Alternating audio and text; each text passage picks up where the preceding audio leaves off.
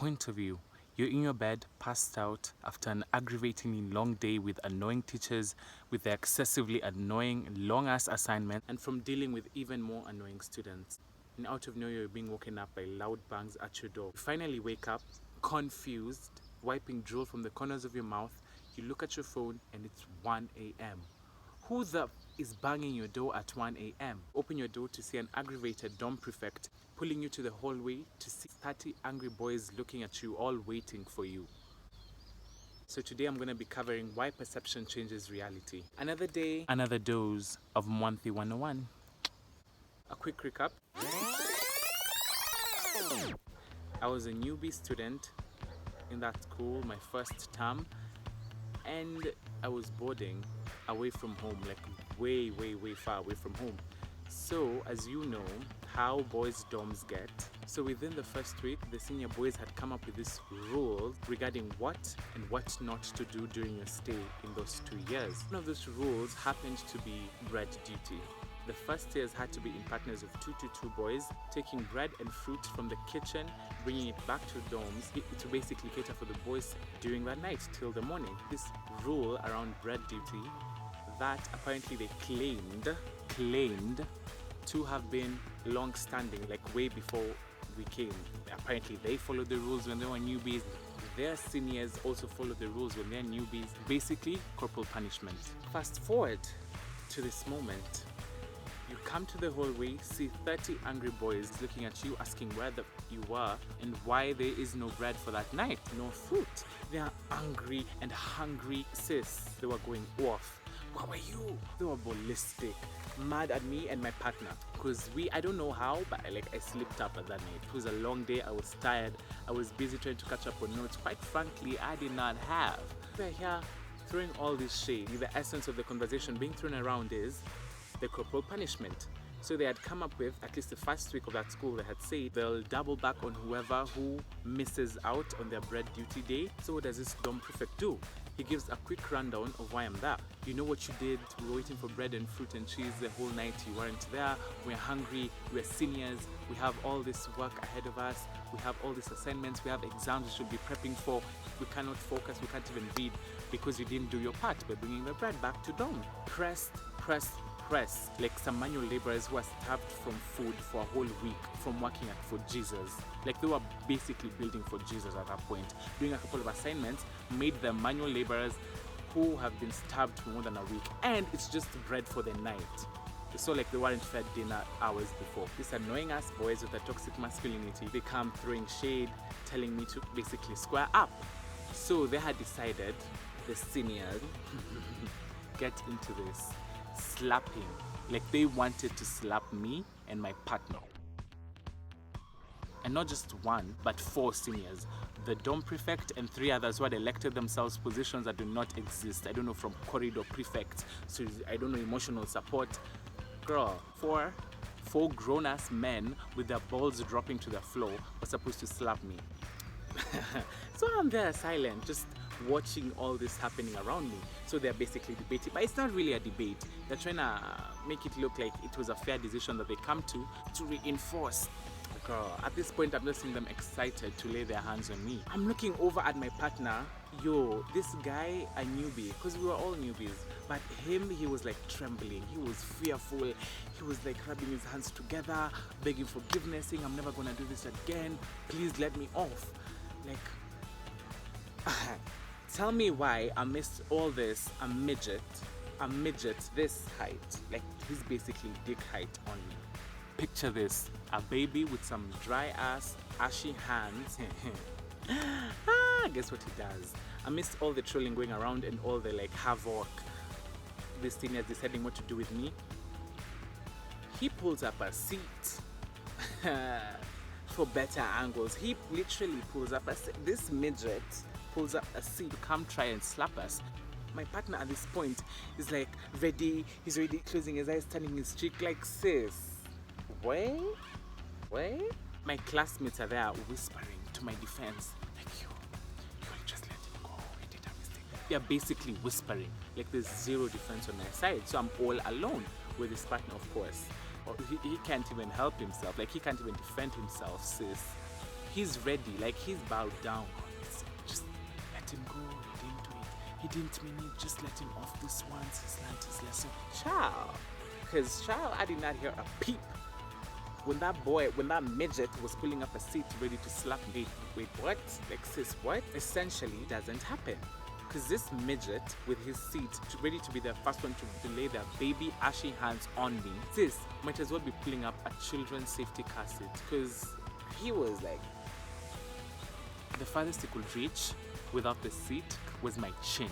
That's how short he was. Fast forward, nothing happens. I don't know how, because I literally said nothing. Like, I was just that shocked. Like, wait, what? Sis, I knew I was getting nothing. No one was gonna lay their hands on me. Like, that I knew. But I don't know how they came to the conclusion themselves, but because I went back to sleep with my drool unharmed. Tell me why under 24 hours the following day, literally under 24 hours, more than half the school are in on this drama. Like, if our school was the equivalent of YouTube, I would have been number 1 on trending that night. Everyone was talking about how this gay student was harmed, how this gay student was bullied, there's homophobia in the boys' dorms. Sis, everyone was crowding to my space trying to talk to me. I still had full classes because sis was still behind on notes, and cards coming up out of nowhere. Like, these senior girls and some senior boys and some classmates are all trying to holler at me in between classes saying, yo, can I talk to you when you're free? Are you okay? How's your day going? Even some went out of their way to walk me through break, through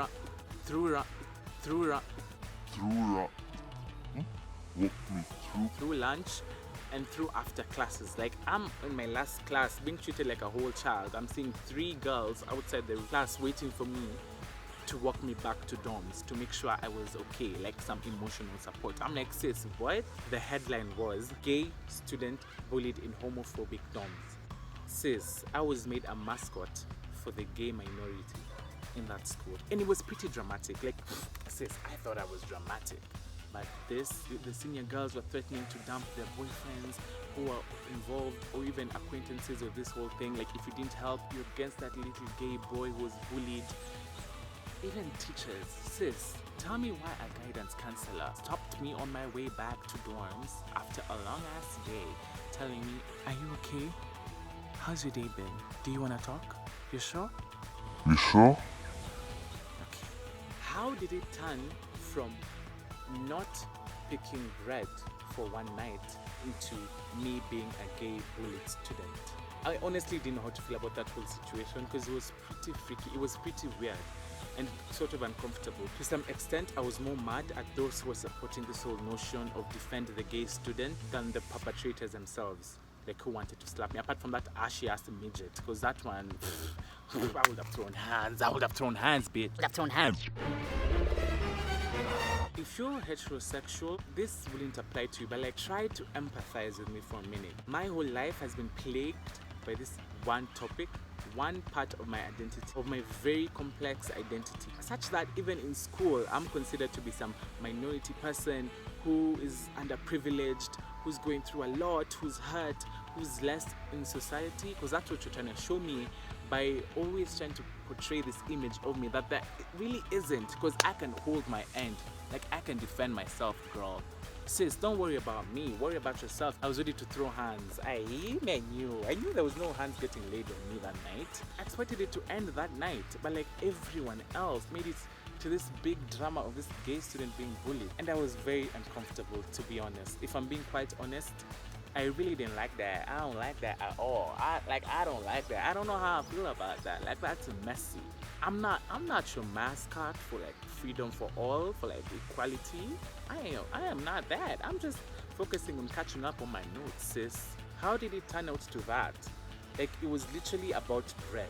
Unless I was sleeping with that bread or licking it or making a whole sex tape on it, I really don't understand how you reached to that conclusion. Unless, of course, you had some perception of me even before that whole scenario happened. I was shown how a lot of people felt about me even before that whole rollout with the bread duty thing. Fast forward, that same night, these same seniors who wanted to lay their hands on me, these literally messy sisses, had to like come see me individually and apologize. Our girlfriends are not even talking to us. How do you even start an apology like that, you messy, messy, messy child? The good side was the senior dorm prefect, the one who started it all, banging on my door and all, is the one who made the most sincere apology. But I still think they apologized for the wrong reason. They didn't apologize because they wanted to reinforce corporal punishment on a student. They apologized because they were made to, because it looked like they were bullying. It looked like homophobia, which really was none. So yeah, I really don't know how I feel about that. And I ignored it then, but it's been bugging me, sis. Because I was not bullied. Why are you making me a victim? There's stuff we need to talk about. Tell me what you think, and I'm really interested in knowing. Tell me how you feel about this whole situation. If you were in my shoes, how would you have felt about it? All these people approaching you, apologizing on people's behalf, saying what you went through is wrong, you need to be represented, you probably feel lonely in the boys' dorms.